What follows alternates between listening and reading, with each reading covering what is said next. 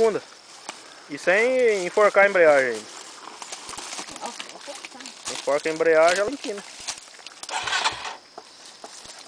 Desce desligada. Corta, pô. Deixa descer. Você foi o pneu. Desceu a tração. Desceu com... Ah, pneu não dá nada não. Pneu é barato, verdade? Tem lá, 300 conto. Então, dá pra usar um cada um. E tu viu que ele não desceu o carro freando. Só a coisa do motor. Não, você tem que travar o freio e... Acaba com o motor, né? Com o pneu. Não, ele não desceu freando. Tu viu que ele foi com os dois pés no chão? Soltou a Sobe lá, embreagem. sobe lá. Essa moto tem força. Rola o cabo aí. Ela é liviana Bom, demais, nós cara. sair daqui. Não, eu vou ficar aqui, eu vou meio finco lá no meio do mato.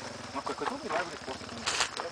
Deixa eu ver, foi ali que ele empinou, né? Foi bem nesse top aí, ó. Aquele, olha onde o pneu bateu ali. Ele não passa dali. Vai pra trás, rapaz. Ali tem um morro ali. Ali não dá pra embalar, naquele capim tem um morrinho. Isso que eu falo pra você, lá onde nós andava, né, isso, né, tinha um lugarzão pra embalar, você vem em terceiro. Aqui não, aqui você já chega no pé do morro, você tem... Dava tempo de você pegar e embalar. Aqui o espacinho ali é curto, parece, né? Ele entra muito frouxo.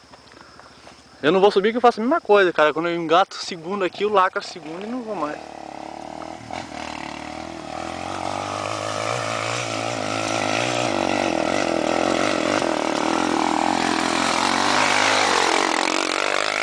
Ih, rapaz, isso é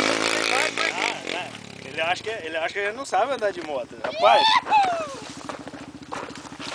Ele acha que nós não sabe andar. Você acha que eu não sei andar de moto? Tô filmando sua pra você bunda, subir em velho. segunda, né? Tô filmando a sua bunda. Tira essa porra daí, velho.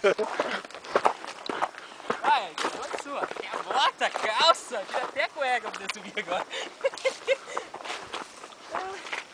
Em primeira ela patina demais, Patina né? muito. Ai, faz força, né? Segunda é o motor que manda, né? Entra assim,